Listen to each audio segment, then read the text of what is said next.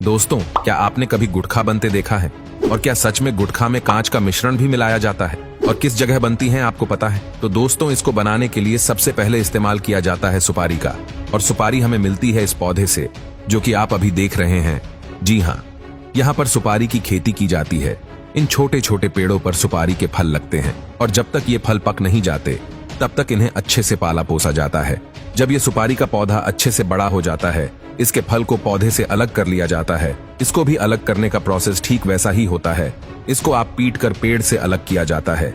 उसके बाद उसे कड़ी धूप में सूखने के लिए रख दिया जाता है। ऐसा करने की वजह ये होती है कि सुपारी के फल के अंदर जो नमी होती है वो निकल जाए और अच्छे से फल सूख जाए। जब यह सुपारी का फल सूख जाता है तब जाकर उसको महिलाओं के हवाले कर दिया जाता है, जो इस फल में से सुपारी का दाना निकालती है। आप देख सकते हैं कि कैसे महिलाएं अपने हाथों पर पट्टियां बांधकर इस फल में से उस दाने को निकाल रही है। वैसे तो ये काम बहुत ही तकनीक भरा है, जो कि जोखिम भरा भी है। तेज धार वाले हथियार की तरफ बिना देखे यह कैसे सुपारी को काटे जा रही है। अब इस सुपारी के दाने को बहुत ही गंदे और बेकार लाल रंग के केमिकल में उबाला जाएगा। ऐसा इसलिए किया जाता है क्योंकि कोई जब भी तम्बाकू खाए तो उसका मुंह तम्बाकू के रंग से लाल हो जाए। आपको बता दें कि इसको उबालने के लिए किसी और लकड़ी की नहीं बल्कि सुपारी की उस छाल का ही इस्तेमाल किया जाएगा जिससे ये निकला था। जब यह अच्छी तरह से केमिकल के साथ घुल मिल जाता है तब उसको सुखाने के लिए रख दिया जाता है। इसके बाद जब ये सूख जाता है तो उसके छोटे छोटे टुकड़े किए जाते हैं।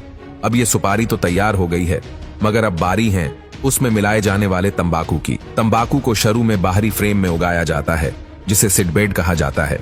गर्म इलाकों में यह फ्रेम गीली घास या एक कपास की चादर से ढके होते हैं। 8 से 10 सप्ताह के बाद जब तंबाकू के पेड़ लगभग 10 इंच के हो जाते हैं तो इन्हें खेतों में शिफ्ट कर दिया जाता है।